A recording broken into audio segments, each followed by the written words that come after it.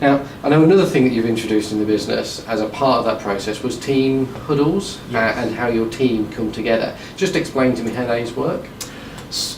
Basically on a Wednesday afternoon at 2 o'clock, we all meet. We have an agenda that kind of is evolving, changing all the time, but there's certain things within the agenda that will always remain the same. We do a good, bad, good exercise, so we start off with what's the worst thing that's happened over the week, and everybody can share that, whether that's a personal or a work-related incident. And then we sometimes will quiz people depending on what's going on with, what can you learn from it, and then we move on to other things like what's the best thing that's happened. We go through our team numbers, so our statistics, what we look at from on our business one-page plan, our key performance indicators, and kind of hopefully there's a good feel factor with that, because obviously we're hitting our targets a lot of the time.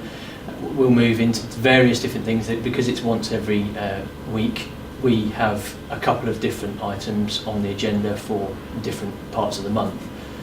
So we have our full business one-page plan meeting on the first week of the month.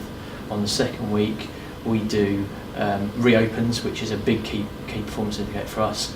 I think on the third week we have a spotlight, so a team member will bring something. It can be something funny they've seen on the internet, it can be something they've learnt. We also have other things within there is complaints and compliments section, so we talk about all the complaints we've had, which fortunately is very few, and then lots more compliments that we receive, which again is a feel-good factor because people like to know that they've been complimented for the work, which may go unnoticed. And also we have a section that is based on, the reopens. So the numbers of times that jobs get reopened after they've been finished. With the big thing with IT is that ringing up, having a problem fixed, and for it to return the next day or within an hour. So we realise that that's an important part of our business.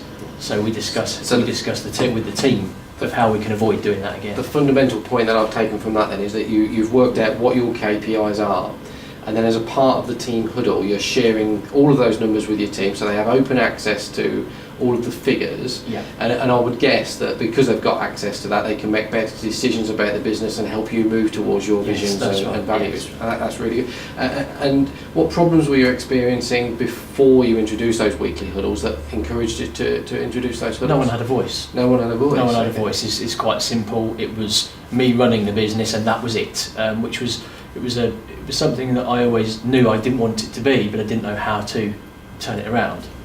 So if somebody was thinking about introducing weekly huddles with a team, or perhaps if they had a team that's got 60 or 70 people in sort of individual teams, sort of 6-8 peoples within the bigger team, what would you say to those watchers that was looking to introduce a huddle?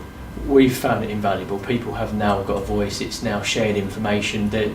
One of the other sections is customer information. Is there anything that's changed that somebody might not know because they've dealt with a ticket, the company are moving, or someone's getting married, so it gives us the opportunity to be able to do some of our nice work by sending them out a card or something like that. So we share information on customers. So it all round you're getting more information about the business. I'm learning stuff because there's stuff that happens that I don't know about, perhaps don't need to know about at the time, but it's important to find out.